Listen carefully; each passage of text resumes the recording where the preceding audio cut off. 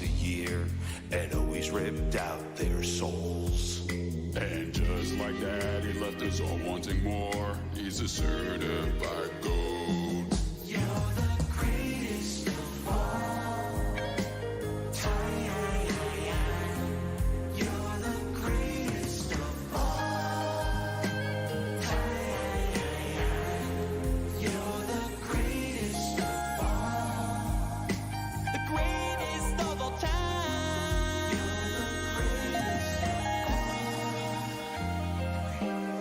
The greatest of all time.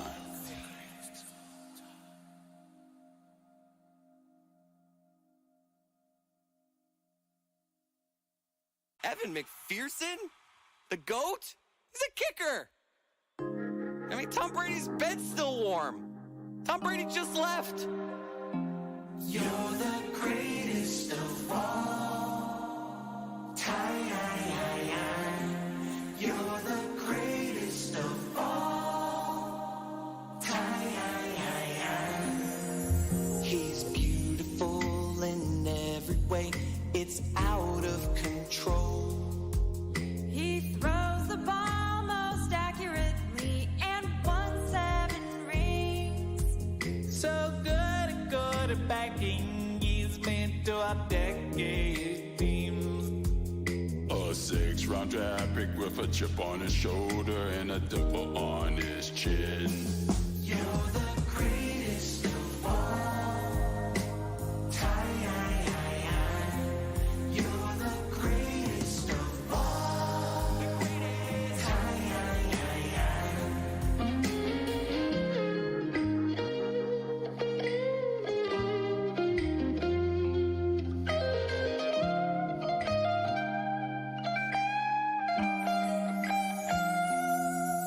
He broke so many. It is time for Stugotz to share his game notes. No one in the media will tell you what happened better than my boy Stu. Weekend observations brought to you by Miller Lite. Great taste, 96 calories, available for delivery.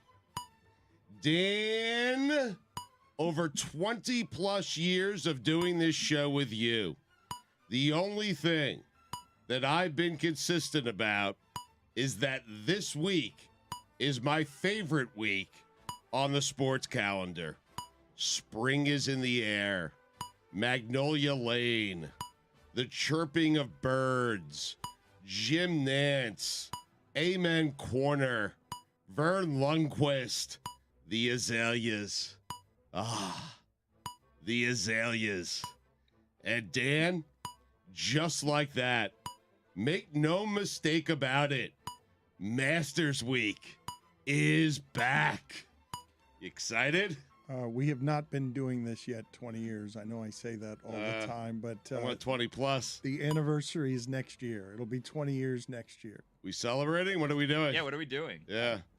I mean, given that I found out that you were the executive producer today when you walked in, and you found out when you walked in, I'm guessing we're not going to plan that very well.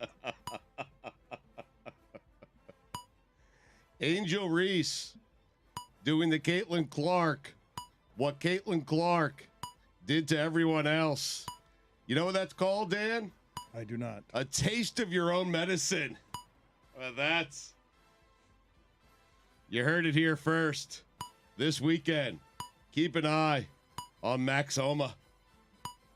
Keep an eye on him, Dan. All right, a single eye, one eye. I mean, he's playing well. All right, one eye will be kept on him. Evan Longoria is an Arizona Diamondback. Longo. Did you know that? Did you know he was still playing? Well, my wife, the only reason I know it is because my wife this weekend saw one of those commercial clips of him turning around to catch a foul ball that was like hit 1,000 miles an hour. And she's like, is this real? And I'm like, no, it's not real. It's from 8 years ago. It's the only reason I know. I wouldn't know otherwise. He's a D-back. You got to be careful with the way that you say that. What do you mean? A D-back. Yeah. You just got to be careful. The Arizona I understand. Diamondbacks, when you shorten it, it can sound like you're offending him. Okay. In the history of the NBA, has there ever been a player like Anthony Davis, a guy who on any given night can look like the best player to ever play the game, and a guy who on any given play can suffer a career-ending injury. Todd, he's a play away. He really is. It's true. He also will be remembered weirdly because if he had basically just been born 20 years earlier, he'd be a multiple-time champion. And everybody would know how great he is. But because he's born in this era, everyone thinks he stinks. Dan, if you see Battlehawks wide receiver Darius Shepard on Sundays, don't be surprised. Telling you, guy is good. Adam Duvall is a Red Sox. You know that one? When are we playing this game? When are we It's playing? a great game. Where he at with baseball? Because the first week of the season provides a lot of that for us. It certainly does. I'm playing it right now. The 72 Dolphins can once again break out the champagne. The DC Defenders finally lost. Game of the year, by the way. Tip of the cap to Quentin Dormady. 6 touchdowns, 0 interceptions as the winless Guardians spring the upsets. Wow. I know. You won't see Dormady on Sundays, though. Shepard, however, good chance. And don't be surprised. Mike Clevenger is a White Sox. I did know that just because I bet on them to win against the Astros. They won 6-3. Oh, nice. Yeah. Solid bet. It's a good way to keep informed on sports. When you were making the bet, were you like, wait, Clevenger? Yes. You were? Yes. I'm like, I'm going to bet Clevenger. I'll bet Clevenger. He's always dog. a good bet. As a dog. I'll bet him as a dog. San Diego State head coach Brian Dutcher should be ashamed of himself. His kids fight that hard to come back, and he doesn't use his final timeout to get his best offensive players in on that final possession. He cost them the game. I mean, they won the game, but had they lost, he would have been the reason why. Dutch. What was he thinking? San Diego State is playing for the championship. At 9:20. Stugotz will not stay awake. He will not do them Oh, the you're courtesy. acting like you will. I will stay awake Get for outta 9. here. Stugotz, come on. For a 9:20 tip? Come on, Stugotz. It's a You will stay away. championship game. You'll stay awake, I mean. I'll do my best. No, you won't. You're right. You're not going to try. You've announced it. There will be no television on in your home at 9:20 to check in with the championship. Dan, you know what the R in Angel Reese stands for? I do not. Ring. Caitlin Clark, do it in the championship game. Listen, That's at not least, what do you right. mean? I mean, she did. Well, but she didn't. I mean, she doesn't have a ring. I mean, she did it in the semifinal game. well, but she did do it. She just lost. Right. No? You got to win. You got to do more. Yeah. Okay. Listen, at least Kim Mulkey doesn't make it all about Kim Mulkey. Xander Bogart. That's what Tony likes. That's what Tony likes. Getting down to it. Mulkey. Xander Bogart. Padre. Really? Yeah. Oh, yeah. It's exciting. Is it? I don't know. He's like their 9th best player. Saturday night, my wife kept asking me, Sunoco? Like the gas station? Top 5 athletes. That Canota gas station chain. Number 5, Donnie Shell. I think you need the fanfare there, executive producer. It's not the same Thank without you. the fanfare. Yeah. Get off my plane. That is not the fanfare. I don't know. Okay, I regret asking for it, which is exactly what he wants. Number 4. Splash. Tony Phillips. Number 3. Coach K. Circle K. You think of Circle K and gas, do you? It's a chain. Number 2. Bit Roberts. BP. Everyone called him BP, Dan. Bobby Portis. Oh. No. You're good at this game. For some reason, you went 80s Padres second did. baseman instead of the guy who was just on with us. But we'll get the 20th anniversary thing. Number 1. Chris Hogan, 7-Eleven. Always open. Michael Conforto, San Francisco Giant. Amazing. Thought he was still a Met. It's Tommy Pham, though. Little 3-run homer yesterday. How about that? I didn't know we had Tommy Pham until Tommy Pham hit the 3-run homer. He's fantastic. Hey, Jerable. Get off my plane. Jeremy, go sit in the penalty box. I deserved it. Sorry. LaMarcus Aldridge, just making sure we're on the same page. Don't ever put your name in the same sentence or story as Tom Brady's name ever again. Thanks. Glad we're on the same page. They don't make baseball players like they used to. They don't? I feel like they don't. I don't know who's who, you know. Seriously, it's changed. Everything's changed. Billy, you agree? Like, too fast now. Yeah, too fast. What's the rush? Pitchers are going 2 innings. I mean, A lot less hairy, too. What do you mean they don't make baseball players like yeah, that? he's right. They don't make them like they used to. Where's Nolan Ryan? I mean, I don't feel like you're really actually explaining what you mean by I they get it. don't make players like they used to. Where's Nolan Ryan is not an answer to my question. Well, where is he? where is he? But it's not an answer to my question. You ask when I ask you a question, your answer is to ask me a question about where's Nolan Ryan. That is not an answer to my question. Welcome to talking to you. I mean, you know what I mean.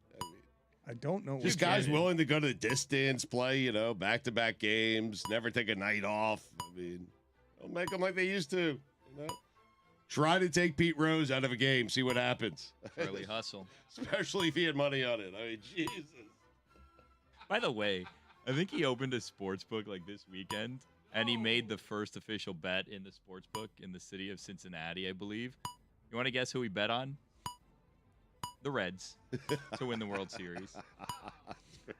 What's the payroll? I can say honestly that gambling was good for Pete Rose. The best. No Yes. one has benefited more. Like, just give up on the Hall of Fame. You have a career of relevance. No, but the relevance is to not give up on the Hall of Fame because you're fighting to be in the Hall of Fame. Please, when- that place is boring as hell. Such a good plot twist. FAU, great run. And you did Boca Raton a favor. 9:20 tip on a Monday night, 2 days before Passover. Ain't happening. The 5-6-1. Pesach. Speaking of Passover, Tariq Cohen, Anthony Schwartz, a happy one to you and your families. Big week. Even if it had been FAU and Miami in the finals, South Florida still would have been the lowest rated television market in the country. You agree? Yeah, and I don't believe many people would have watched that game. We didn't deserve the semifinal. No, we didn't deserve any of it. It was ridiculous. It was a wild ride. I went out Friday or Saturday night, and the game wasn't even on at the TV at the bar. I had to ask them to turn on CBS. That's amazing. Get out of here. I believe it. Unbelievable. Dan, you know what the LB and Lamont Butler stands for? I do not. Large balls. Colton Wong is a Seattle Mariner. Dan, you know what the H in Iowa Hawkeye stands for? I do not. Holy shit, they are white. Carlos Santana is a Pittsburgh Pirate. Is it just me, or does it seem like everyone is sick? Thank you. You're right on that. Thank you. Everyone, little cough, little chest cold, something's going on everywhere. Flu I'm season, serious. yeah. Yeah, I think it's the pollen. I don't know. It's always the pollen. Yeah. Don't get me started on pollen. Put it on the poll, Juju. Is it always the pollen? Cody Bellinger is a Chicago Cub. How? They've turned the whole thing over there with the Cubs. Wasn't that guy like an MVP? It was a couple of teams ago.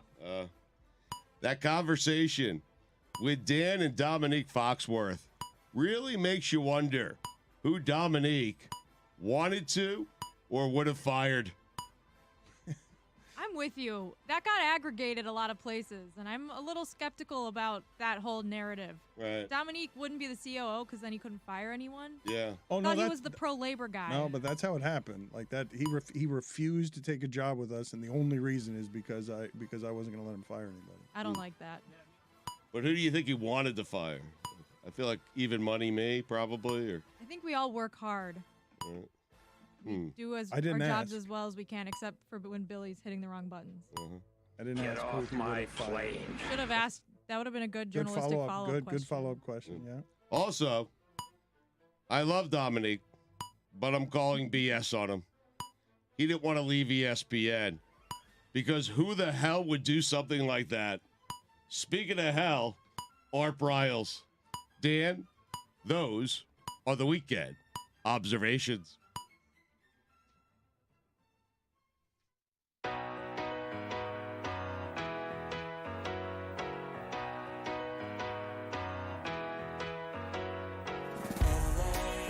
I'll spend all night out in Venice, then make castles in the sand. Santa Monica's calling, but I'm here to cover the Rams. I'll stay in and avoid chateaus. If I booze, then I'm on Skid Row. Just one drink to begin, not like that's a big sin. Just one beer, then we're gonna go to the Super Bowl. Now, Mike, you know we're here to cover the big game. It's a time to be professional and avoid all the temptations the City of Angels may have to offer. Ain't that right, Justin Kane? That's right. We're just here to ask quirky questions to grown men wearing their full uniforms without pads in a convention hall. Oh my God, is that George Clooney? It is! Baby, one scotch at the Roxy. Come on now! One shot at whiskey, a go-go. There we go! Now we're drinking to avoid temptations, but a job to do. Professionals with a drink or two. Just a thimble of gin, and then I'll be locked in. After gin, then we're gonna go to the Super Bowl. To the Super Bowl. Super Bowl. I mean, we have been locked up for a while. Yeah, there's no rule against covering the big game and enjoying La La Land. Wait a minute, it's the Walk of Fame. So much to see instead of the big game. And the traffic is bad on La Brea. So come on. Stugotz, the big news in sports business today is that Endeavor, the company that owns the UFC, is now going into business with the WWE to create, I believe, something that will appear on the stock exchange as TKO. A lot of people talking today about Vince McMahon's mustache. Not a lot of people talking about the accusations of rape around Vince McMahon that make that now a company that hides, collects, and gathers rich white people accused of things and gives them nothing in the way of consequences. Endeavor has just become a major player by merging the two sewer sports, like two of the ugliest businesses that you will find, but profitable businesses, at least in part, because they're grinding up human bodies for profit. And Endeavor wins today because in the sports content game, that's a monster acquisition. And Vince McMahon is cartoonishly hiding behind that mustache that makes him look like someone who would tie in the 20s a woman to a railroad track in the cartoons. And he's like in a disguise, like, yes, no consequences for me. Just give me billions of dollars and I will still be real successful and I'll align with Dana White and we will make a lot of money because the fighting game is gross, just unspeakably disgusting as a business. And so they get to have nothing in the way of consequences except for profit. Right. And I don't know if I have this right. Is Endeavor run by Mark Shapiro, the former ESPN president who helped make 30 for 30s and Sports Century a thing, and was then, I don't know what the history was of why it is or how it is that he left ESPN, but I do know that he was working for Daniel Snyder for a while as part of the theme parks extravaganza. And I don't know, I think it's Ari Emanuel who runs Endeavor. And Ari Emanuel is the guy, I believe, that Entourage, the Jeremy Piven character in Entourage, is based on the greasiness of Ari Emanuel and Hollywood agent representation. So all those people are perfect for each other. They should all be together all of those people should be making their billions together in the dirty fight game. A lot of mustache talk today. I believe he's the president of Endeavor, Mark Shapiro. I believe he's also Stephen A. Smith's agent as well. And I wonder, does anyone here have any thoughts or any cares? Does the audience care that this is a whole bunch of dirty money getting together to make more dirty money? No? All right. Good. Let's get to the F1 minute, and let's play the music for the F1 minute. No one in the audience responded.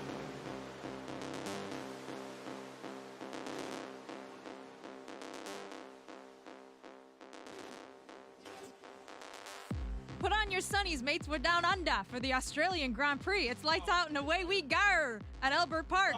Will this be the race where Charles Leclerc mounts his comeback? Oh, wait. No! He's off the track already, and his race has ended. On lap 8, Alex Albon spins off the track. It's a safety car and a red flag. Where? George Russell... I can't do this. Pits, but no! It's a red flag. After the restart, Verstappen passes Hamilton to take the lead. Hamilton's in second, fending off Fernando Alonso with 10 laps to go. The checker flag is in sight, but Kevin Magnussen loses a tire, and it's another red flag. Crikey! After the second restart of the day, Carlos Sainz spins Fernando Alonso around. Esteban Ocon and Pierre Gasly take each other out. Hulkenberg squeezes up to fourth. Tsunoda is in fifth, but another red flag stops the race, and now the controversy begins. What's the order? Is it the same as before the restart? Is it the same as after the crash? The FIA doesn't know. They restored the order to before the restart, minus the cars that crashed, and Verstappen takes his third win of the season. Lewis Hamilton's on podium. Carlos Sainz gets a 5-second time penalty. Haas is protesting. Arr, I mean, that's like a pirate. I don't even. It's a pirate. It's my worst accent. It's okay. It's very vulnerable. It's a very. I know we have a fan in Australia too. Yeah. I hope she liked that. A fan. Yeah. At least one. You do that so well, by the way. I mean, the F1 minute in general, but not the Australian accent. I was looking up like Australian slang, but you never know what's going to be offensive. Yeah. So I just decided make fun of the nars and let's stick with that. I have a question about F1. It seems like every race there's controversy and no one ever knows the Nobody rules. knows anything about what's happening in the F1. Nobody can figure out anything. It's crazy. How is that? That's a great question, Billy. Well, the controversy this weekend, we're having a moral panic in Formula One about red flags and safety cars because the FIA is really addicted to ending the race with like a racing lap and not doing, like stopping the race fully so that the race can restart and have excitement. And they did that with like 4 laps to go in this race, and then everyone crashed into each other. Because it's like the beginning of this track is like really tight. So basically all the drivers were like, well, if we get a good start, we might actually win this race because there's only 4 laps. So that the time differential between the different cars won't matter as much. And then what happened was like they all hit the pedal to the metal and like so many cars, it was complete carnage. And then what they couldn't decide, which is where like the rules officials come into play, where they don't know what to do, and like what precedent has already been set, is like, what's the order of the cars? Is it the order when they restarted? Is it the order when they called the red flag after the crashes? Because then a bunch of guys that never win would have ended up like really high up in the points. Or is it just the order of how everyone like, it didn't make any sense. They make it up as they go, and they don't want the race to end under a safety car because then it's not as exciting, because if there's a safety car, they're all driving slow and they can't overtake. So it's just like a procession, basically. Sounds like wrestling. Sounds like they're just doing it for Netflix's show to have like a good storyline. You know what I mean? Isn't it all that? Like that, isn't that the dirty secret of what all of sports is? It's just made for television goop, and at the end we argue about what happened. Like this is a real problem in Formula One right now, because the fans who have been fans for a long time are frustrated that they're not like the FIA's rules change all the time while you're watching it. So like after this race, there was 30 minutes where no one knew who won or how anyone finished. All anyone knew was like Max Verstappen won because he was in first. But it just didn't make any sense. And then they gave a penalty to Carlos Sainz, and then he didn't even finish where he thought he finished. It was ridiculous. But that's also part of the problem is they'll have all this chaos and mayhem and take a half hour to figure out who won, and the guy who always wins is Verstappen, you know? Didn't that happen with like a championship? Like I guys feel didn't like- know Yes, who won a this is- championship for like an hour? I feel like the only rule the sport actually has is Verstappen wins. No. No? That's not, no. I think Bad. that's right.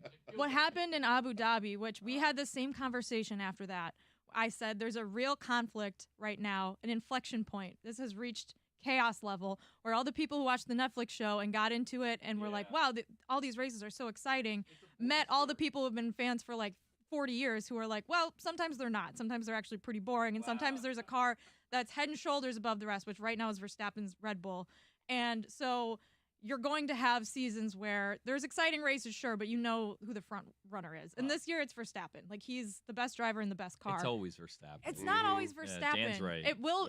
It is now. It was last year. The year before that, though, Lewis Hamilton and Max Verstappen had one lap to race to the finish because the FIA decided instead of ending under a safety car in the championship, we're going to do this. And Lewis was ahead of Verstappen before they stopped the race. And then when they restarted, Verstappen had fresher tires and he won the race.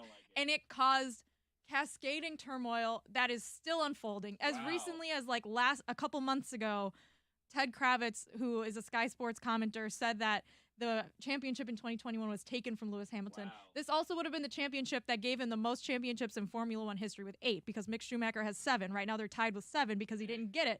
And Red Bull got pissed that he said that, and they said, we're not coming on Sky Sports anymore. No more interviews from us. But then like a month later, they were like, actually, Christian Horner likes being interviewed, so he's going to keep coming on Sky No one Sports. says no to Ted Kravitz, you know? I would never. Put it on the poll, please, Juju. Does anyone say no to Ted Kravitz? How Thank do you Billy. do? How do you do a podcast about this if you don't know how the race ended? No, and you have to record right after. Well, this year we're not recording right after because this happened at the last race in Saudi Arabia. Fernando Alonso finished in 3rd, and then they were like, psych, George Russell gets the trophy, and then George Russell got the trophy, and then an hour later, like, Aston Martin protested, and then Fernando Alonso got the trophy back. And I was like, it's a whole thing. The polar bear. This doesn't seem the way to decide things. You're saying my rule is wrong, but I feel like my rule offers more clarity. No. Just the only rule is Verstappen wins at the end. No. I feel like it offers right. more clarity At than least let's you know wait who around. won. Yeah. Let's wait around for a half hour to see why we were just watching and enduring all this noise. There was not even a debate about Verstappen in this race. Verstappen won fair and square, regardless of which order they chose, because he was in first at the restart and he was still ahead after all the cars crashed.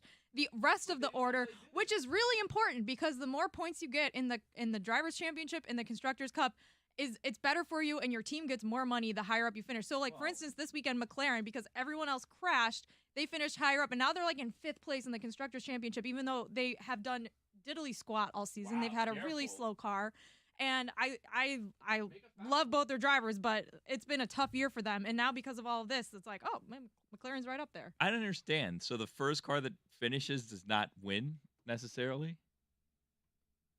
In this race, the order changed before they got through the first sector of the track. So they couldn't. That can't be the explanation to a decide. simple question. Checkered flag. Whoever's the first to It's a cross simple wins. question. You know? That's right. It's, First or not first? who won. Because they essentially called the race before anyone was able to finish. But who crossed the finish And line the first? controversy is whether or not they should have called it or not called it earlier because another driver's Call what, tire though? flew off across the track. It scuffed everything up, and they said, we need to stop. Everyone go back to the pit lane. We're restarting. It's a shit show is what I'm saying. It's not just a shit show. Do you realize that of all the crazy things to happen around the pandemic and all the crazy things to happen globally and in America, there is nothing crazier than baseball is now faster than F1.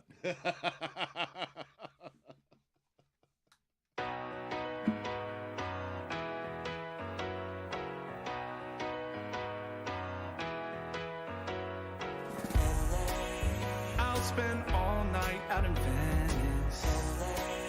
Then make whistles in the sand. Santa Monica's calling, but I'm here to cover the Rams. I'll stay in and avoid chateaus. If I booze, then I'm on Skid Row.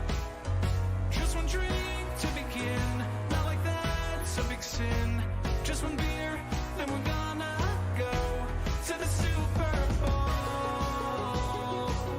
Now, Mike, you know we're here to cover the big game. It's a time to be professional and avoid all the temptations the City of Angels may have to offer. Ain't that right, Justin Kane? That's right. We're just here to ask quirky questions to grown men wearing their full uniforms without pads in a convention hall. Oh my God, is that George Clooney? It is! Baby one scotch at the Roxy. Come on now! One shot at whiskey, a go-go. There we go! Now we're drinking to avoid temptations, but a job to do. Professionals with a drink or two. Just a thimble of gin, and then I'll be locked in. After gin, then we're gonna go to the Super Bowl. To the Super Bowl. Super I mean, we have been locked up for a while. Yeah, there's no rule against covering the big game and enjoying La La Land. Wait a minute, it's the Walk of Fame. So much to see instead of the big game. And the traffic is bad on La Brea. So come on, join me in popping tequila. Get it! I'm just here to drink and find Lewis Hamilton. Hey guys, need a shotgun of beer or what? I don't feel so good. I am genuinely fucked up right now.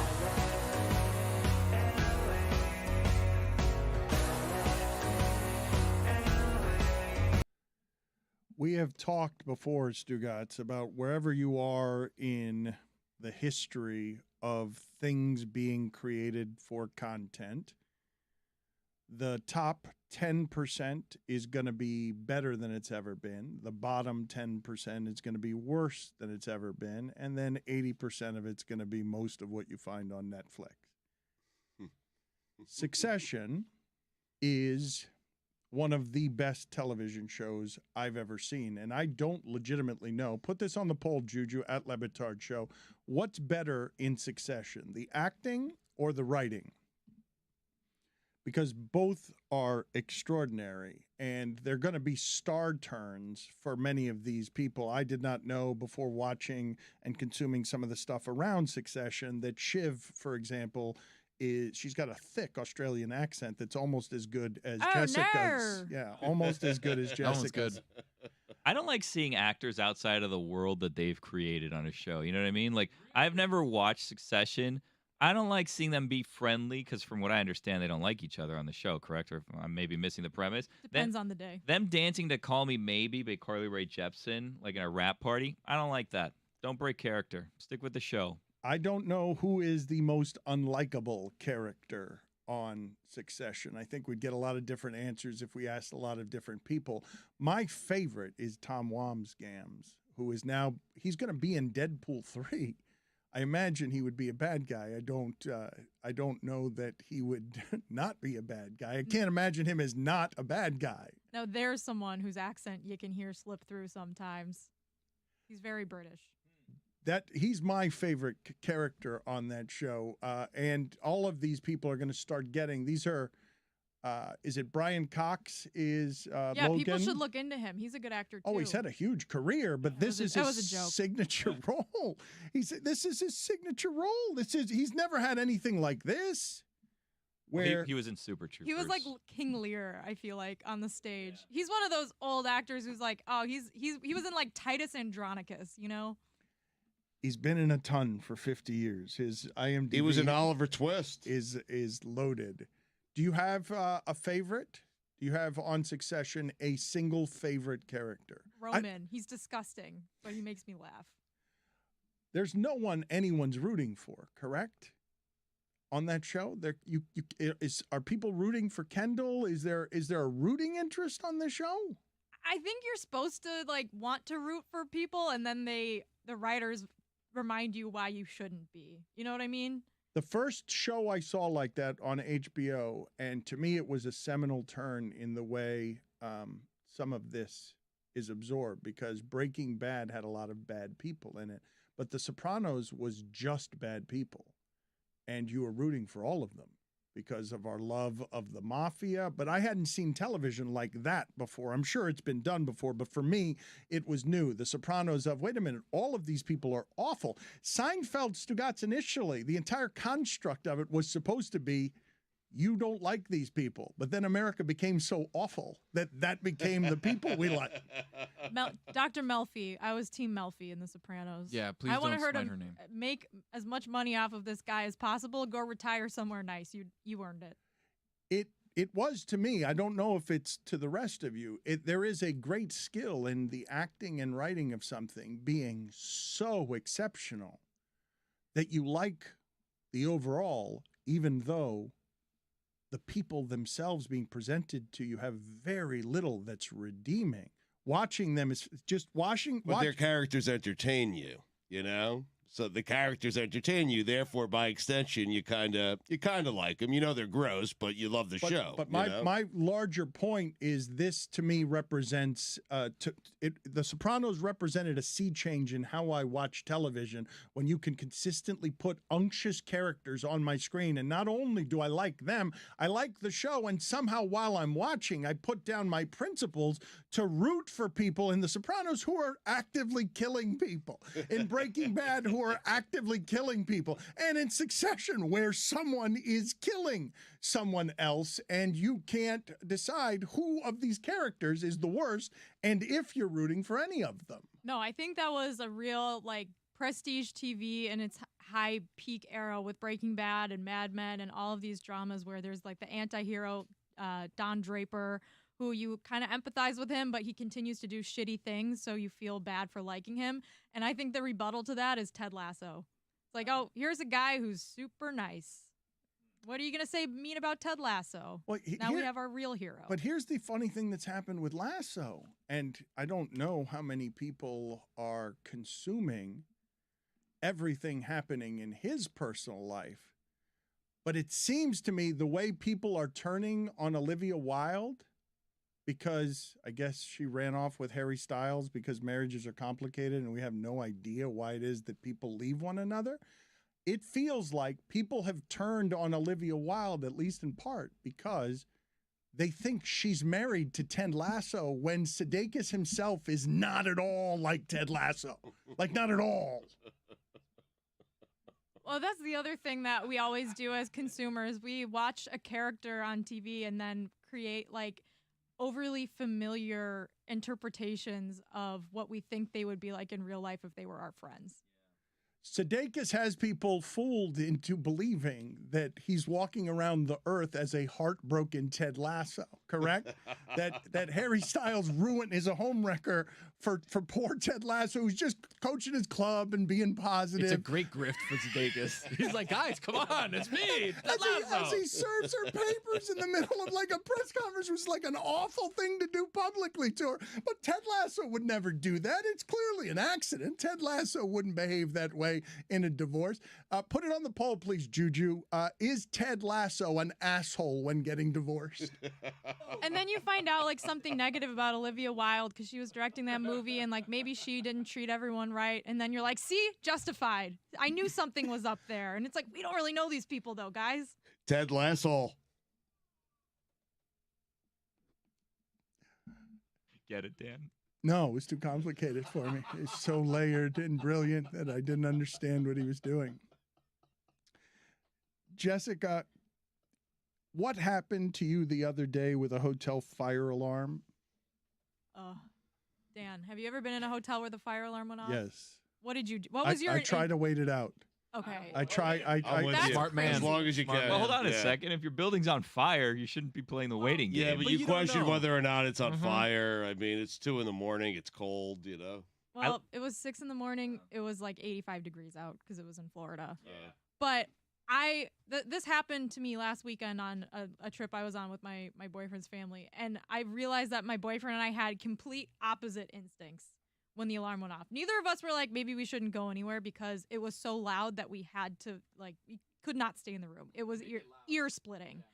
But I sprang into action immediately, put on my shoes, got my dog dressed to go outside, like had everything ready. And I was like, let's go. And my boyfriend the entire time just stood there. He just stood there and he stared at me. And if it weren't for me, I think he'd still be standing there right now, staring. Is it because you were dressing a dog? I had to put on her harness and her collar. Well, that's not dressing, I guess. Well, yeah, I mean, I put her stuff on, but like, here's the thing. I think we all imagined you putting a fire jacket, a little fire jacket and boots on just in case. Oh, bring Willow's hose so Willow can help out. That is something I would do. But I literally, like, I sprang into action. I was up within 5 seconds. I'm standing at and we had like a balcony door that went to like the first floor. And it was, for some reason, like the hotel locked it at night. So my boyfriend just staring at me and he's like, all right, let's go. And I'm like, we can't go that way. It's locked. And he was like, oh yeah. And I was just like, no, we have to go. Is he otherwise any good in moments of crisis or panic? Or is the fire alarm completely disoriented him? Or is he bad at waking up? I think it might be all of the above. Yeah. But like, he just literally, like, I'm running around the room, getting everything ready, putting shoes on, like getting ready to go. He just was staring at me, like with drool coming out of his mouth. I don't know what he's like in other crisis situations. I hope I don't have to find out someday. You were disappointed by this reaction. I was. To learn but this. Why? It seems like he's cool as a cucumber here. Lehman kept things I was cool as a cucumber. No, you were running around. I was clear-headed the entire time. I said, the fire alarm's going off. There might be a fire or carbon monoxide, God forbid. I don't know what this alarm's for. We're at the hotel. We have our little precious angel dog here. We need to get outside ASAP. And he was like, duh. It's such a good question, though. How long will you wait out an alarm? Because you need to get out of there if the place is on fire. And obviously, show me the fire, though. I mean, this is what I'm saying. How long will you guys wait for a fire alarm before you take it seriously? Because I'll go a full 5 minutes before reacting. Well, you got to do the sniff test, obviously, right? You start seeing if you have like a window or something where you can look outside, maybe look outside, give it like a look up, look up, look around. Fire, it's too late. No, this is I can outrun fire. My boyfriend's dad said the same thing. He's like, well, I didn't smell smoke, so I went to the bathroom and blah blah. And I'm like, you literally like took them like 30 minutes to get outside. If there was a fire, it would have been too late. Wow. The smoke's gonna get you first. It seems also like a horrible way to die. Just saying, well, I'll get an extra minute here while my ears hurt. And oh my God, here I'm engulfed in flames. Because you're being stubborn. No, lazy. Not even no stubborn. No one respects fire alarms anymore. No one respects them. And I don't understand why. How? Well, false alarms. Because they're always a test. Yeah. You're always testing the fire alarms. You never use them. Exactly right. Here's the thing. Was it inconvenient? Yes. Yeah. Would it have saved my life if there was a fire? Also, yes. Yeah, it's a risk I'm willing to take, all right, guys? No one respects the fire alarm. I would hate to see you in a tornado drill because 9.5 times out of 10 when there's a tornado in Chicago, it's not going wherever you are, but you still got to go in the basement or hide in the tub. I've seen some horrible videos recently of people underestimating tornadoes because they think, let me get this for the gram. And it's like, get your ass in the house, man. Get out there and hide because everything is coming to destroy you. But I want to put it on the poll, please, Juju, at Le Batard Show. Do you respect the fire alarm? Yes or no?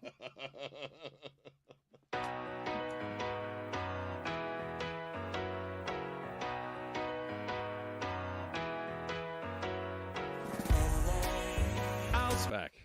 There's a logo here. Here's the logo. Florida Marlins. Are you to have to go with Orestes Destrade or Chuck Carr? Charlie Huff.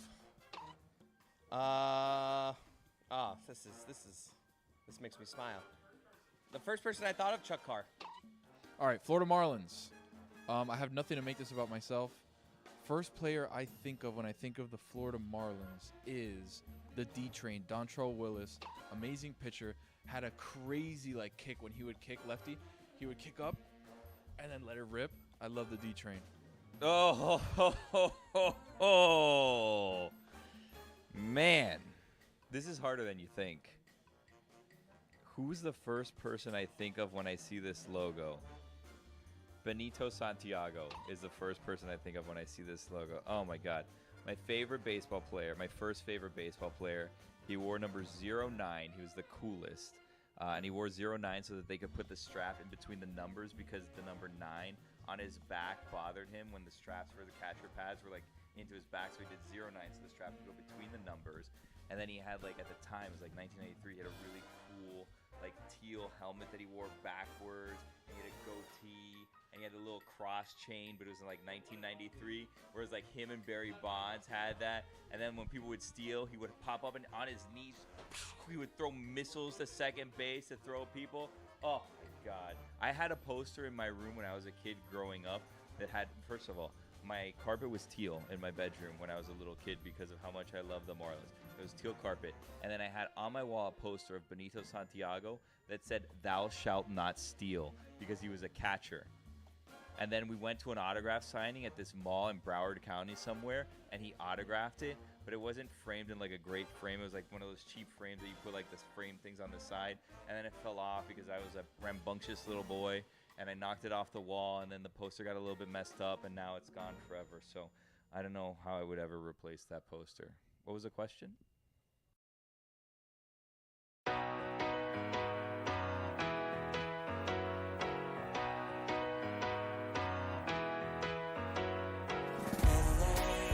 I'll spend all night out in Venice, then make castles in the sand.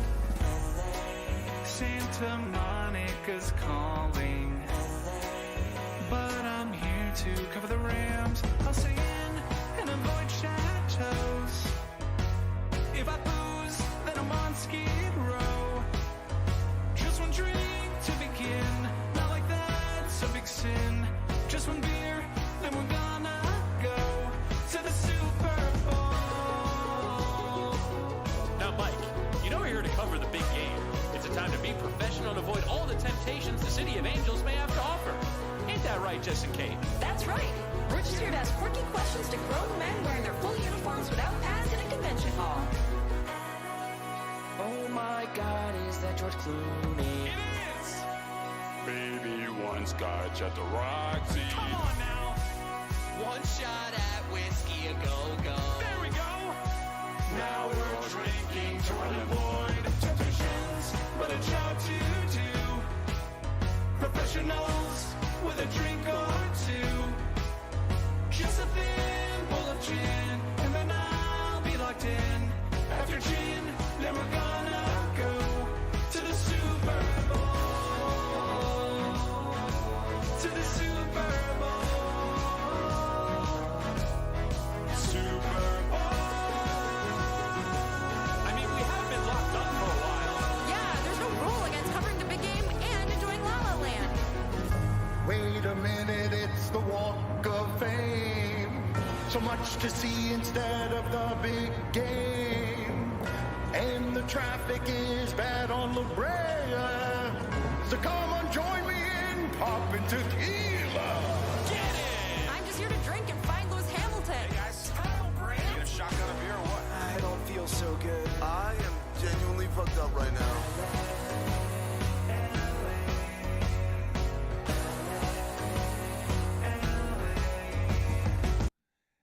An uninspiring conclusion to our Looks Like tournament, Stugotz. I thought there were a lot of better applicants for our Final Four matchup than the ones we got. FAU is now gone, losing in heartbreaking fashion. That means this is gone for our Looks Like tournament.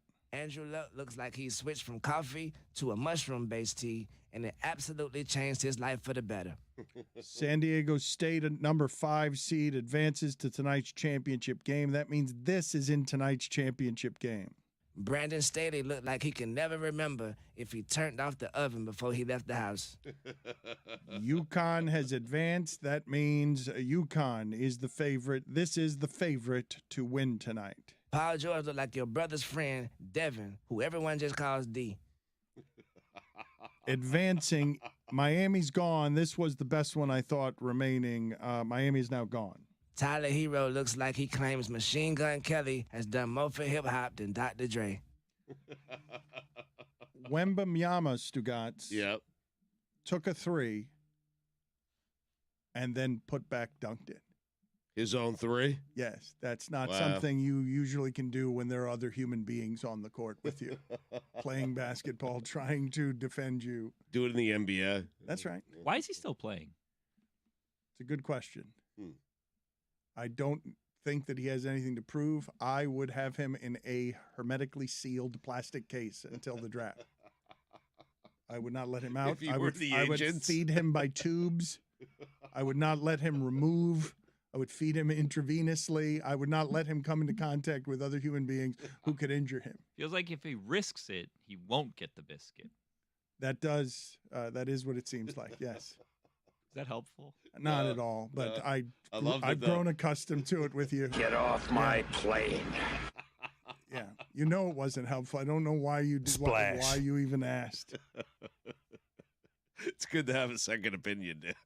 I wish he'd have one once in a while because that was not one. Billy was going to sabotage my F1 minute earlier, but he was a coward. Absolute coward. Not coward. I will say I adequately read the room and realized because what was going to happen is we were going to the F1 minute, and I was going to play a different sound that wasn't the F1 minute, and everybody wanted it. And what I was going to play was going to be something we haven't heard in years, which was Chris Cody's Facts and Info background. Oh, wow. We have so many things from our library that are just sitting around somewhere, never used. We use like the same 7 sounds. But how about some praise for Billy reading a room? I mean, Seemed like it wasn't going to go well because right before there was a question and none of us had an answer for you. And I thought playing this sound right after that, not the best idea. Similar to right now with the Wembanyama thing. Well, the question I had asked, yes, was about WWE and everyone talking about Vince McMahon's mustache instead of all the rape accusations. That was the question I was asking about because a lot of people, that wouldn't have been the right music to play after that. That is correct. Instead, I just awkwardly segued into my awful Australian accent. So thanks. We started leaking confidence as a show. Kate Fagan is here to rescue us. Kate Fagan off the looking glass. My role. Every week you can listen to it with Jessica, and I imagine that you were fixated like we were on LSU playing against Iowa. And thank you for joining us. I would begin by asking you, what did you find most interesting about what you saw yesterday and LSU's run in general as Tony tries to carve out the space as the only person anywhere rooting for Mulkey? No, hold on.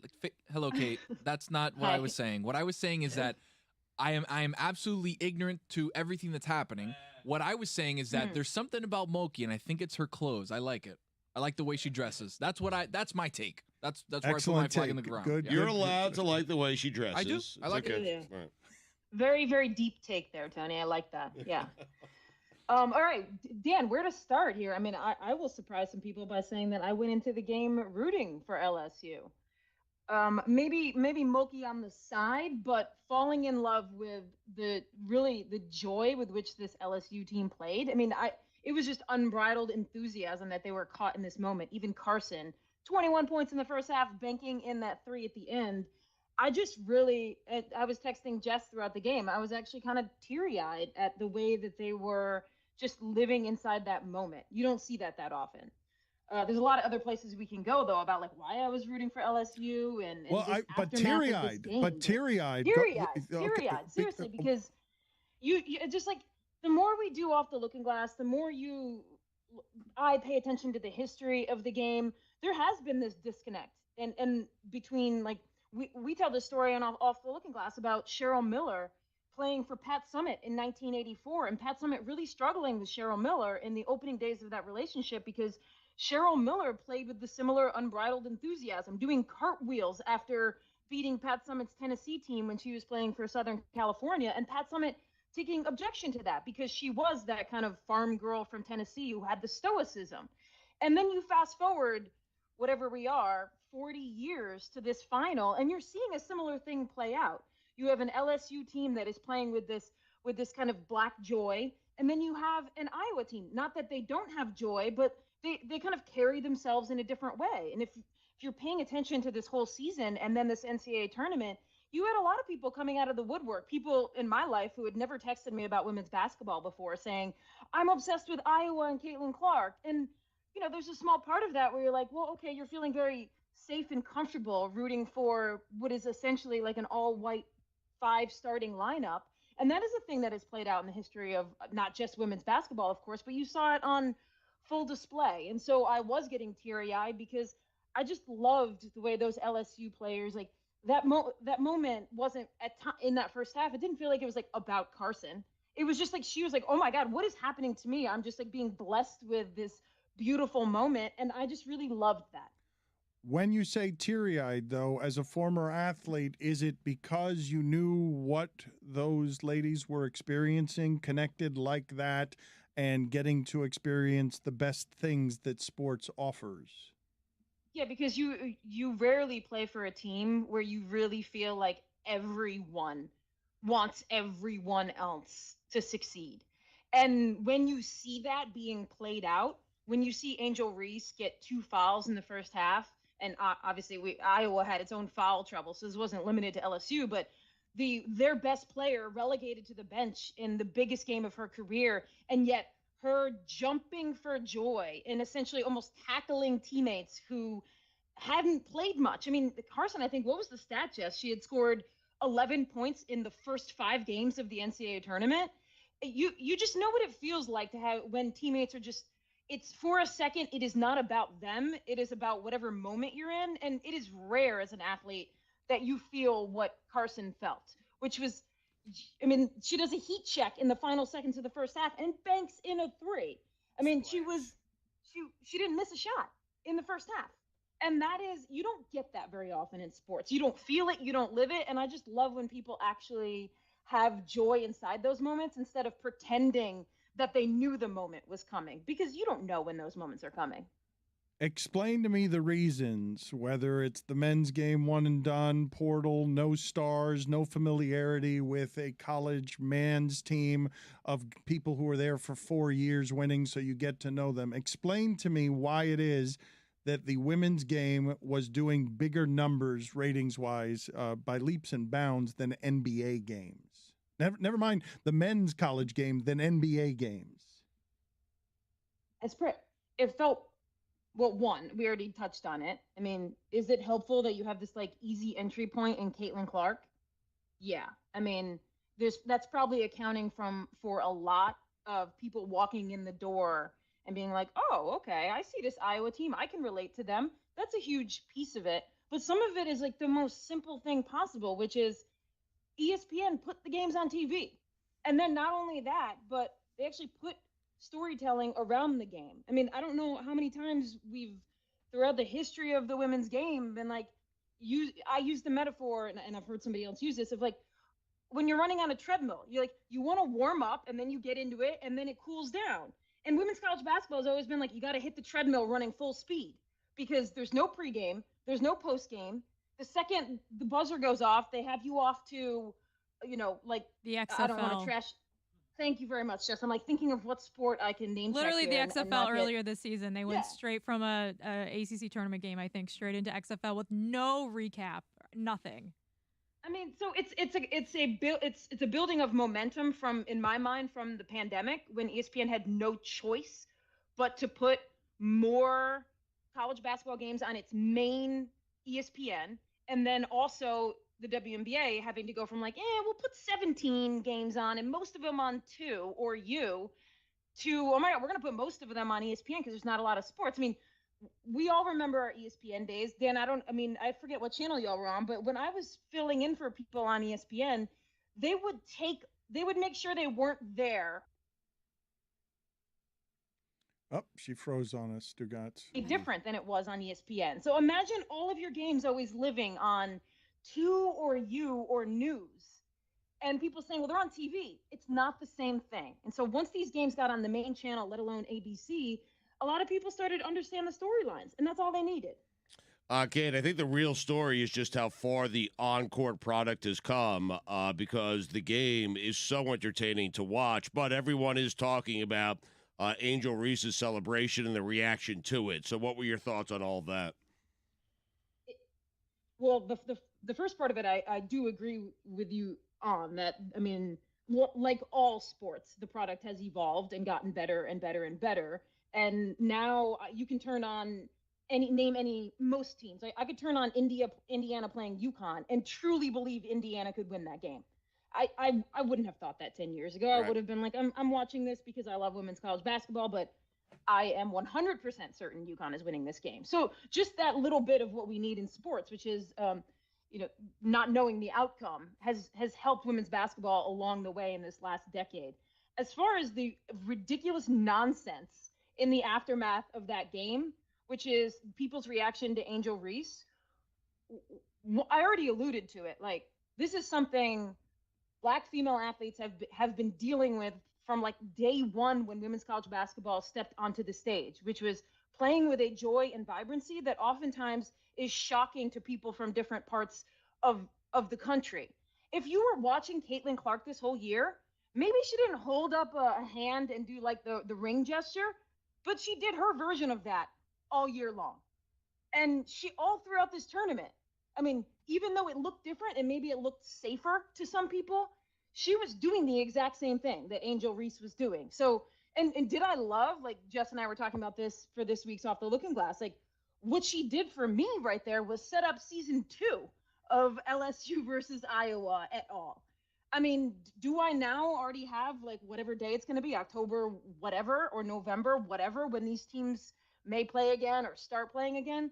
Absolutely. People's reaction to Angel Reese, just to me, it highlights that they have not been watching women's college basketball, because it is done being your, like, oh, we all have to sing Kumbaya and hold hands, and we all have to like not rock the boat and be your version of a role model. Like, one, when we were being your version of a role model, you didn't watch anyway. You didn't care anyway because you said that's boring, right? Oh, everyone gets along. That's boring. Now people aren't, quote unquote, getting along, and you don't like the way they're not getting along. It's all part of the same thing, which is you said you'd watch when women dunked. Then we started dunking. Then you said, that's not good enough. Then the dunks aren't good enough. I mean, it's just a never-ending string of reasons why to like trash on women's sports. And this is the de jour reason. Kate Fagan and Jessica on Off the Looking Glass. It is now weekly. Thank you, Kate. Good talking to you. Thanks, Dan. See y'all. Thank you.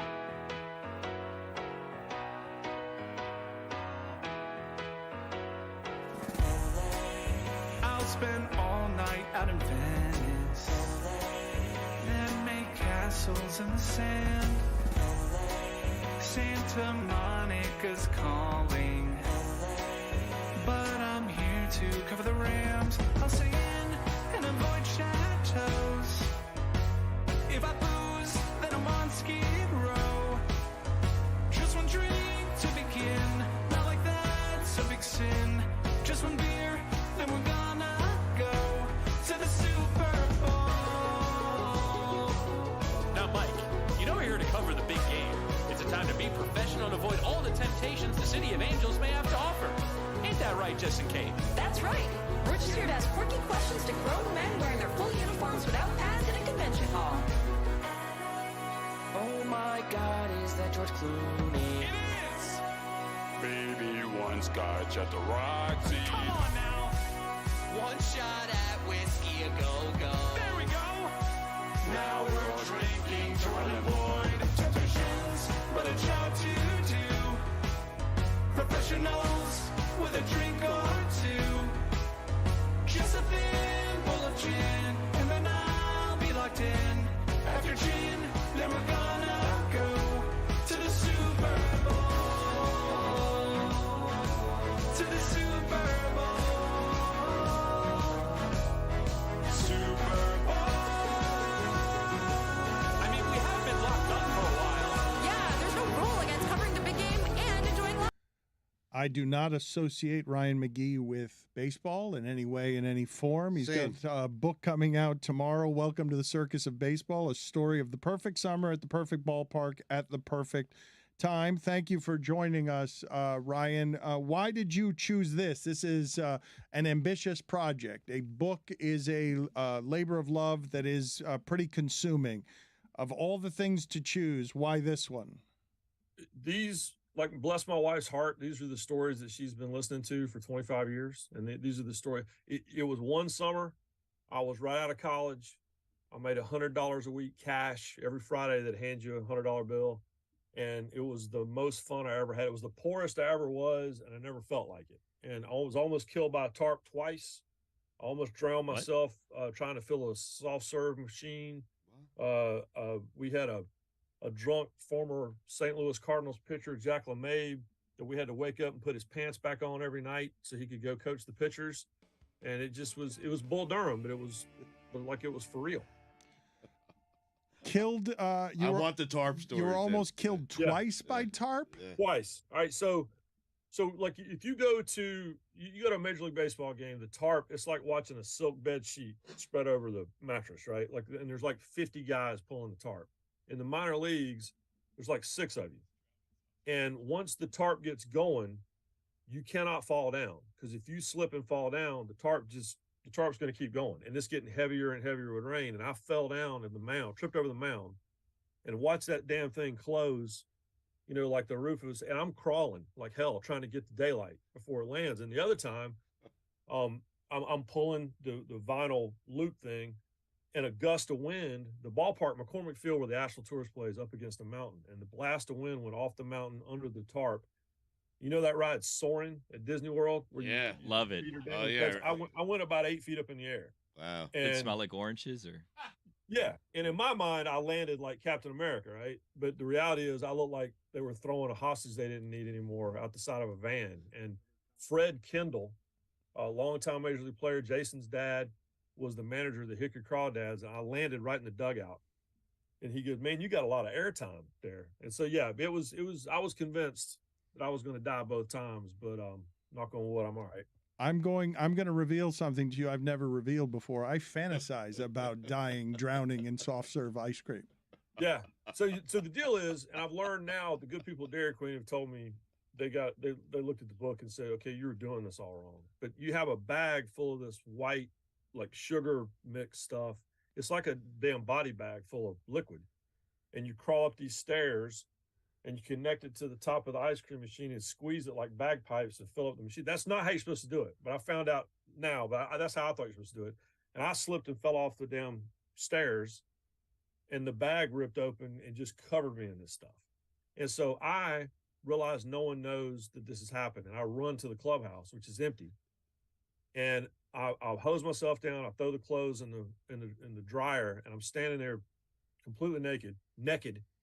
And all of a sudden I hear Jack LeMay, former St. Louis Cardinals pitcher, going, "Are you all right?" And I'm like, "No, not really. But please don't tell anyone that." He goes, "Well, you just need to know this is really embarrassing." It sounds like he's just clumsy. Well, my dream also includes a naked Ryan McGee waiting for his clothes to and dry. whose doesn't? Soft serve ice cream and naked Ryan McGee. Maybe that's the next book I'll write.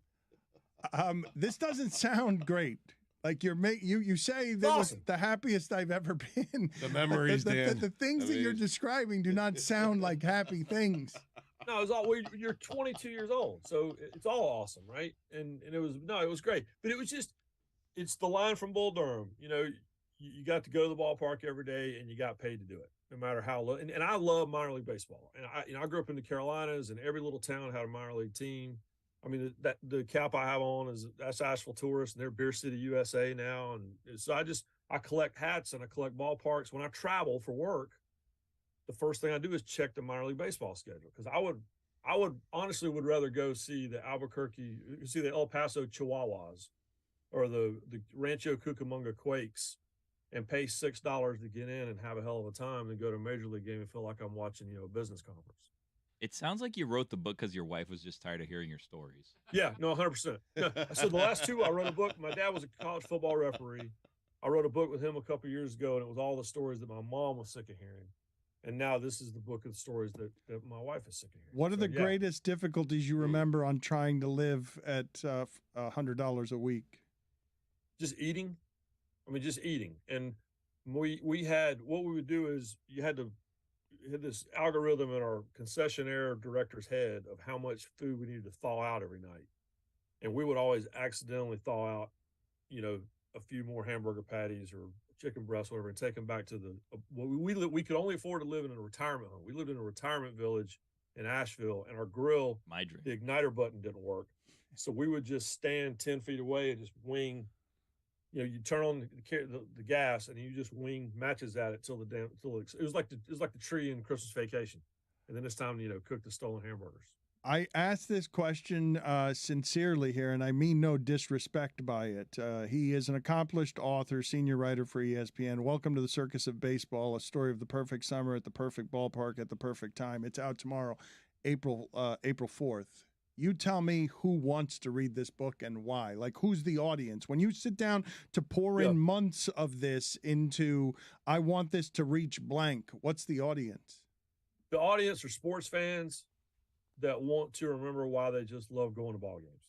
Because the reality is that when you go to a minor league baseball game, and there's 140 teams, and you go to a minor league baseball game, it's just about being in the moment and chilling and having a good time. And sitting around, being surrounded by, I was just like the Simpsons poster with all the different characters, on one poster. It's like that every night at the ballpark. And you're not putting, you can worry about betting lines, and you can worry about, your bracket, and you can worry about guys getting arrested and whatever else, and who shouldn't have done what on the court, when they won a national championship. You can worry about all that somewhere else. But when you go to minor league ballpark, that's what this book is. It's a love letter to minor league baseball. And before Major League Baseball ruins it, everybody should read this book and then go to a minor league park. I'm with you, because the sport's gotten a little too fast, right? Like, let's slow it down a bit, McGee, right? Anymore, Huh? Yeah. Well, it's the national pastime, right? And when you're at a minor league game, like I live in Charlotte, and we have a AAA team. I don't want a major league team in Charlotte. I like having a AAA team because it's a pastime. You can go and just have a good time. There's not a lot of pressure. And oh, by the way, you can take your whole family for $20. And it's just, it's not to sound like Field of Dreams, but it's what we fell in love with to start off with before we all got cynical and all that. Before I became a jaded old, nasty ass sports writer. I just like going to minor league games. When I go back to a minor league game, it feels like I'm doing that again. Are you embarrassed by what the Savannah Bananas have been doing? That has to be offensive to you. Yeah, it's just, I get it, but there can only be one, right? What I don't want is, I don't want everybody to start doing goofy stuff like that. Like it's okay, if now they're on the road, right? Now they're touring and going to parks, and they're like the ballpark entertainment. Like back in the day, we had Captain Dynamite and his exploding coffin of death, and we had Max Patkin, and we had Morgana would come to the ballpark. The Blues Brothers. Well, hold on a second. Hold on. Morgana. How does the exploding coffin of death work? Captain Dynamite. So there was a guy named Patrick O'Brien. You can find him on YouTube for like 30 years, 40 years. This guy would literally go out to second base and would lay down in a coffin, and it was like a foam board thing, and it was packed with like Wile E. Coyote dynamite. Like it was red sticks with the fuses and all that, and they had the big T-handle deal. And he would lay down and they'd count down. I remember we were in the dugout and he was out behind second base. This is where Jackie Robinson and Craig Biggio, these guys played. And right as they're getting down to the 5, 4, 3, John Thompson, y'all remember him? He pitched for the Braves for years. John Thompson all of a sudden started handing out batting helmets because we were all down in the dugout like a bunker. And he goes, "Put these helmets on." And we're like, "Why?" He goes, "Because some damn body parts are going to come flying in here when this guy blows himself." And he laid there. It exploded. I mean, it scared the hell out of everybody. He laid there for 5 seconds and eventually stood up and had like a piece of wood stuck in his face. Yeah, it was, but he did that for 40 years. And then they replaced him with Lady Dynamite. This is 1994.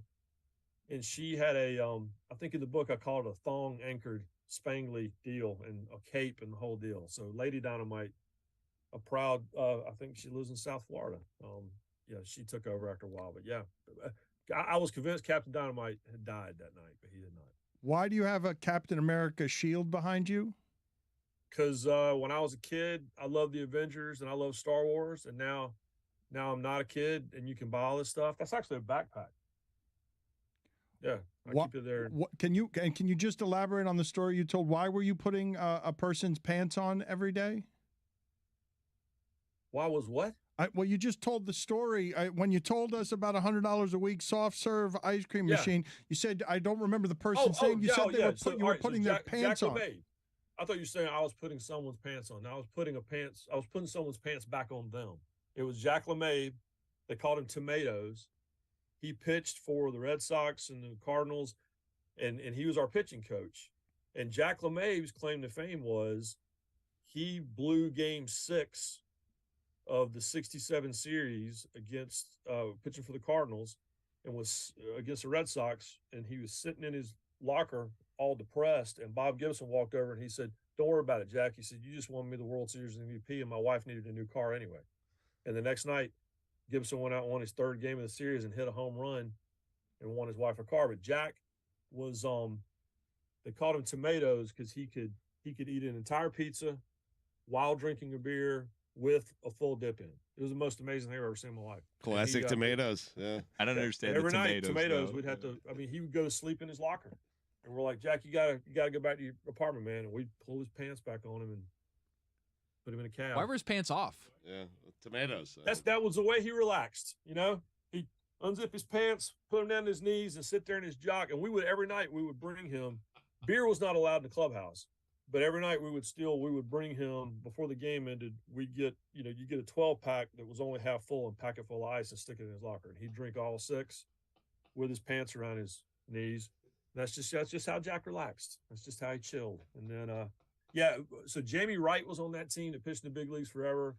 We got in Keith Grunwald, and those guys all told me when I got them on the phone later that part of their job on the road was to get Jack's ass, put his pants back on him and get him into bed at the Holiday Inn Express. Well, it just sounds like he was a drunk. Yeah, he was, but a sweet man. Yeah, tomatoes. Yeah. Right, tomatoes. Tomatoes. He'd sit with me and tell me Sweet tomato. stories about Bob Gibson and Jim Lohnborg and all these guys. And he was the last baseball coach at LSU when LSU sucked at baseball. Like Skip Bertman took over for him. And Jack, God rest his soul, Jack was a sweet man, but I don't know how he lived as long as he did. We lost him. Ryan, good talking to you, gonna sir. buy this Good book? luck with the book. Welcome to the Circus of Baseball, a story of the perfect summer at the perfect ballpark at the perfect time. It is out tomorrow. Thank you, sir. Hey, thank y'all. Been too long since we talked. Good seeing you.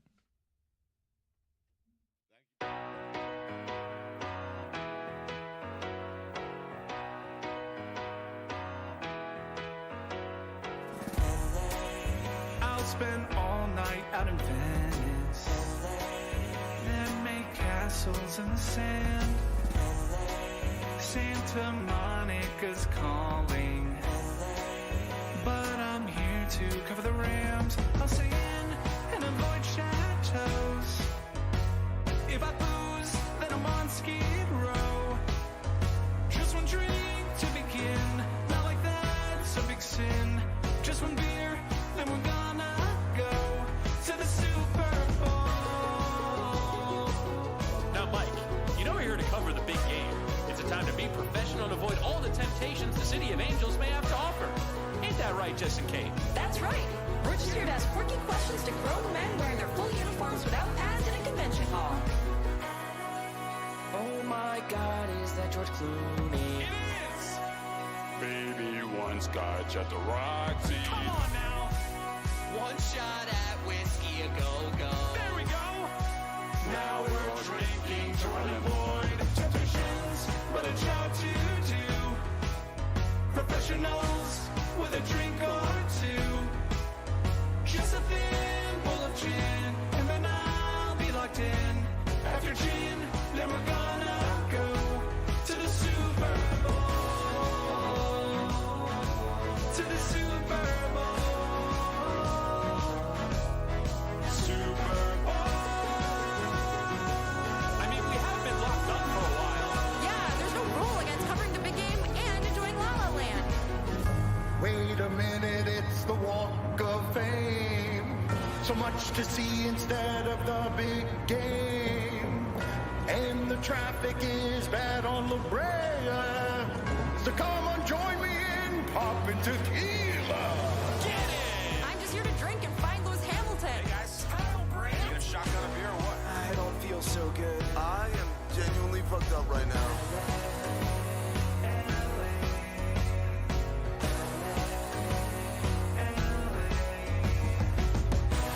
To the Super Bowl. To the Super Bowl. Super Bowl. Super Bowl.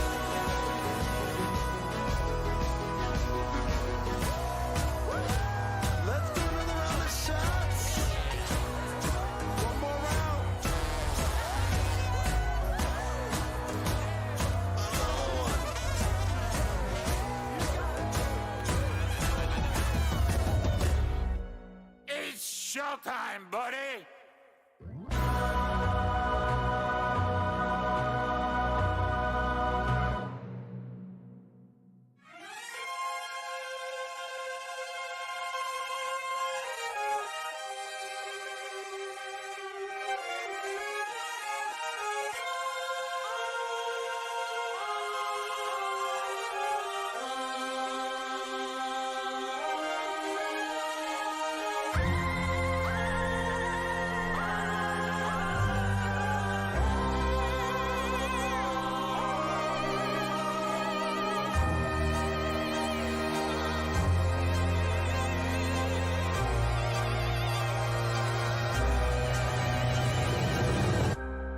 Racism, greed, trauma to brain and spine.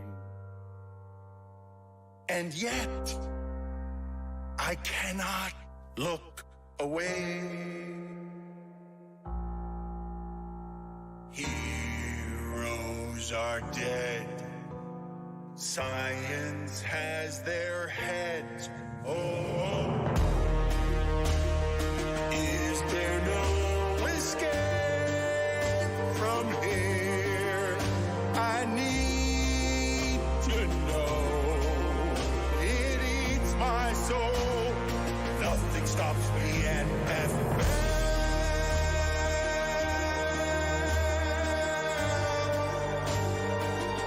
Is this heaven or hell? I can't tell.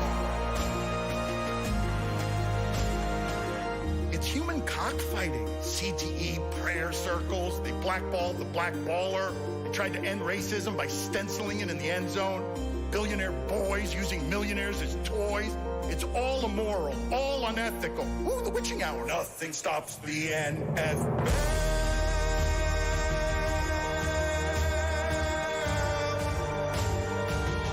Is this heaven or hell?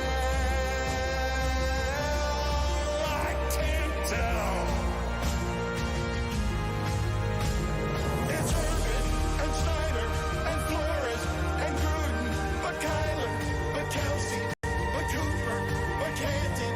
It's cheating and tanking and bounties and banking, but parlays, but face paint, but promo, but earnings.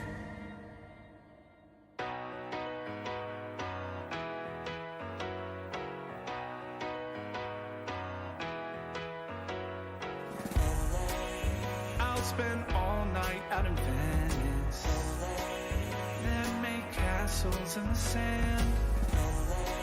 Santa Monica's calling, but I'm here to cover the Rams. I'll stay in and avoid chateaus. If I booze, then I'm on Skid Row. Just one drink to begin, not like that's a big sin. Just one beer, then we're gonna go to the Super Bowl. Now, Mike, you know we're here to cover the big game. It's a time to be professional and avoid all the temptations the City of Angels may have to offer. Ain't that right, Justin Kane? That's right. We're just here to ask quirky questions to grown men wearing their full uniforms without pads in a convention hall.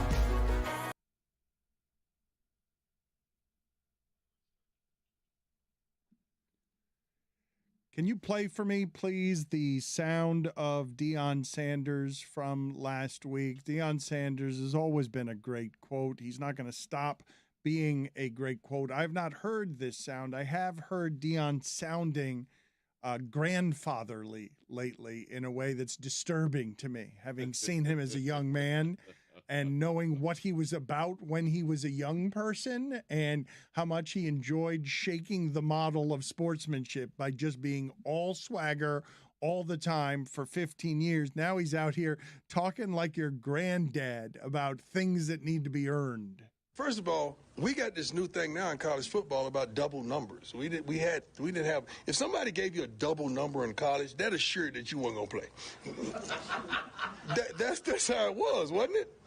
Now it's like normal, and you gotta earn stuff. Ain't nobody giving you nothing. We got kids ain't played a snap, and you want to be one. You know what number one meant back in the day for us? That you were that one.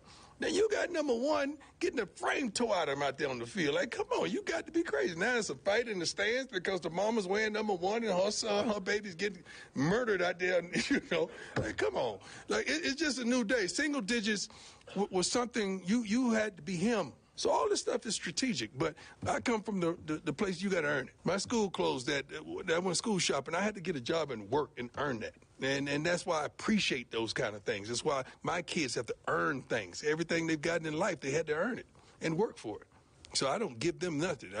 If you know me and how I parent, you would understand that they don't get handed nothing. Wasn't his kid named day one quarterback at his press conference? His own son named the starting quarterback at Colorado at his press conference? Even better than all that, that entire sound you just heard, now picture Dion with a cowboy hat on. Because he's doing it with a cowboy hat and a big chain. Yeah, I swear to God. He's wearing a big black Stetson cowboy hat that's like huge, like a 10-gallon hat. And he's like, you got to earn it. And he's just sitting back with a huge cowboy hat. It's incredible. Never mind. He's right. I'm back in. I feel bad for him because we saw him out at Radio Row. And like these are kind of like in a cowboy hat or no? No. Oh. But, I mean, not to bring up a sore subject, but, you know, he had toes amputated. So now he has also kind of like a, you know. Oh, it's hard to watch him walk. One of the greatest athletes of all time. It's hard for him to walk. I've heard Shaquille O'Neal, though, say in a very Shaquille O'Neal way some of the sentiment that Deion Sanders was saying, not about kids in general, but his own kids having to earn it, where he says of his kids, you ain't rich, I'm rich. Dan, you know that Shaq just had a hip replacement? He was walking with a cane the other day. They replaced his hip. That hip must be like a dinosaur bone. They're like, all right, this is what we got. How do you replace it? I mean, it's crazy. I don't know. One of my friends is a physical therapist, and he worked on Barkley. And the lever of his leg, this is Barkley, it's not Shaq. The lever that was his leg, like my friend was tired for a week afterward trying to move the leg of Charles Barkley to help him stretch because your friend was the tired one? Yes, exhausted. His leg weighs like 200 pounds. Exhausted. And That's Charles. That's not Shaq. Shaq is a good deal bigger than Charles. Billy, do you know what's going to happen with our polls here now that Elon Musk has totally ruined Twitter? Twitter's weird, right? I don't know what's going on with Twitter because supposedly you can only vote for a poll if you're verified now. They said that, but that's not true. I think you could just vote on anything. That's the thing. It seems like it's a lot of things just kind of being said about Twitter. But our polls about to die. It's one of the more popular things. People like to interact with the show on social media before they even have heard the show. They like to see where the poll questions are, where they were birthed before hearing it by seeing it on social media. Are we running the risk of no longer being able to conduct polls? It's a good question. I don't know. I mean, I have a workaround that I figured out because there was a time we started doing polls before there were Twitter polls. So like we used to have to go to polling websites that let you like create your own polls, and then people would have to click a link, and then you have to, you know, go do that. And before there was 4 options, there was only 2 options. And there was a time in the show where we were funny guys and we would do like 30 options. So like there's other websites, there's ways around this. It's just kind of like an inconvenience to the listener. But I don't know is the answer. I put out a poll yesterday for mine because I was wanting to bring Guillermo Tom back. I said, what's the best day to do Guillermo Tom? And people were able to vote. So I don't think it's gone yet. But like also the verification, it was like a interesting weekend for the blue check mark because everybody wanted to get out in front and make like these grand proclamations of I will not be paying Twitter and Elon Musk $7 to remain verified. And I think LeBron did and a bunch of celebrities did. It's like, okay, get over yourself. Like nobody cares if you're going to pay $7 is nothing to you guys. Like whatever, right? But everyone's still verified. And then even people that paid to be verified, like some people in this room, they're still verified. And now there's no difference between paying to be verified and regular verification, apparently. So Twitter seems to be a bit of a mess right now, it would seem. Lots of stuff going on. Dan, this is how I would put it to you. I know you asked me this because I was having a conversation with Mike Schur the other day, not to, you know, brag or anything. Oh, there you hit the right sound. You hit the right sound for yourself, huh? Yeah. And I asked him, I go, reading the room. Twitter seems like a mess. How the hell did this guy get people out into space? And he said, that's a good question. I've told you before that, don't know why you keep playing that. I have told you before that I don't think anyone before Elon Musk in the history of the world would pay $44 billion for anything. in the history of business and transactions. This a lot of money, Dan. This is the only human being to spend that much money on anything, and he spent it on this toy to make himself more popular while losing half of its value, according to him. But here's how you lose half of that value very quickly. LeBron James is writing for you for free. That would cost a lot of money if you had to pay for it. LeBron James's daily thoughts on things. He's got it for free. He's going to do things that make LeBron James not want to do it anymore. That's bad business. I don't want to trust that guy with the future automobiles that are going to save the earth when we don't have other energies to use. I mean, if they ever get delivered. But. Right. He's not saving anything. But here's the thing, like, LeBron's still going to keep tweeting. They're still going to keep tweeting. Everyone keeps tweeting. No, Everybody just says, leave. I don't know. I'm not going to do it anymore. People are leaving. Just, No. People are leaving. They're telling you what? that. It's Yeah. happening. It ain't growing. It's not growing. It's going the wrong direction. Like, this is not growth, what's present. Allegedly. We are not in the middle of what is growth. Well, who's explosive leaving? growth I for mean, Twitter. Where are they going? A lot of people are leaving. That's a good question, though. Where are they going? They're going to Instagram? Okay, they're so much better. They're saying they're leaving, but they're not TikTok's really going to get banned next leaving. week. Like, where's everybody going to go? What's the one called Mastodon? Is that Is that real or is that a It's like a April coding Fool's website. I don't thing? even know if I'm pronouncing it. No, they're not really going anywhere at the moment. They're just leaving Twitter because the website is a hellhole right now. Like it's horrible. They're watching in darkness. Some of the people who have left, Jack White, Whoopi Goldberg, Tony Braxton. You know what? I'm fine not getting Whoopi Goldberg's thoughts. I mean, I'm good. I'm staying right here. I'll pay for the check mark as well. I don't care. Dan, you pay for it? I do not. Well, the show has a Would you? gold account like star where You what is do? it, check Yeah. mark? Yeah, like a gold one. Wow. I don't know what that means, but it's cool. Why are you wowing that? That's because it's gold, Dan. Gold. Gold star. Used What to is be that blue, such a now gold? it's wonder what they mean by gold. that. I want gold. I mean, that makes you. Is that say, extra? You pay extra for that? Wow.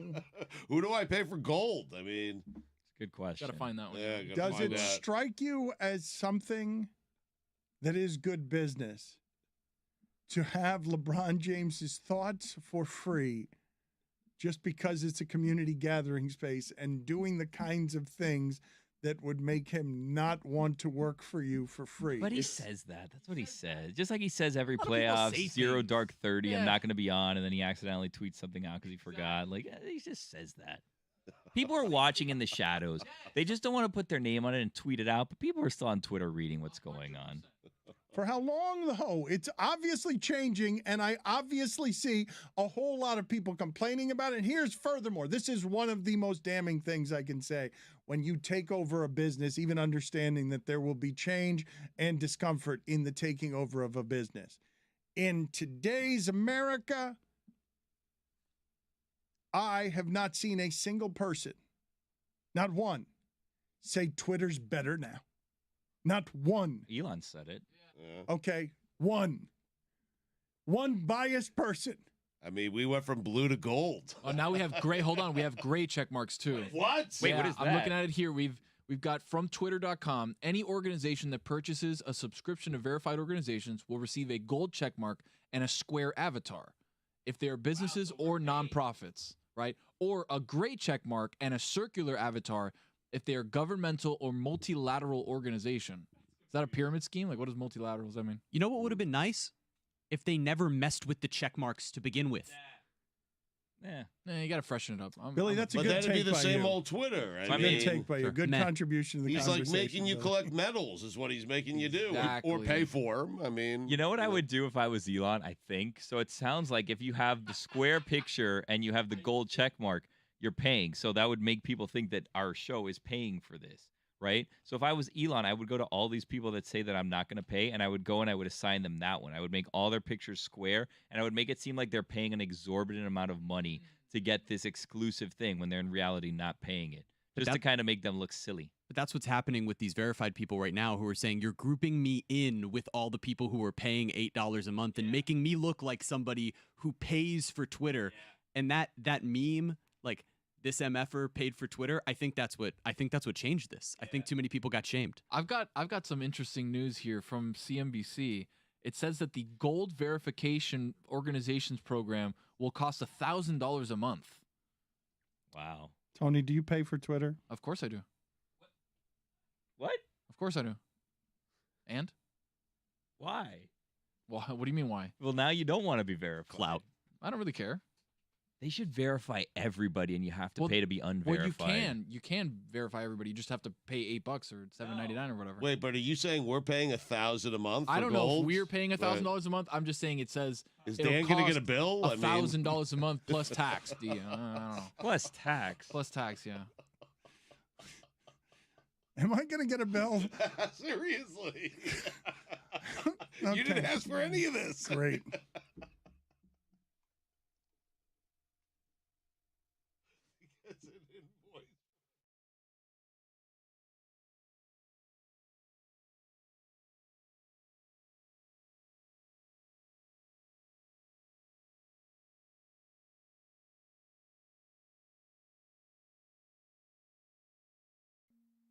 Stugotz, what's the matter, buddy? I mean, Greg, just one time. I mean, 40 years I've been rooting for this team, and just one time I wanted my team to play in that big game in that beautiful dome in Los Angeles. Dome? What about the elements? Back in my day, we didn't play in a dome. Let me tell you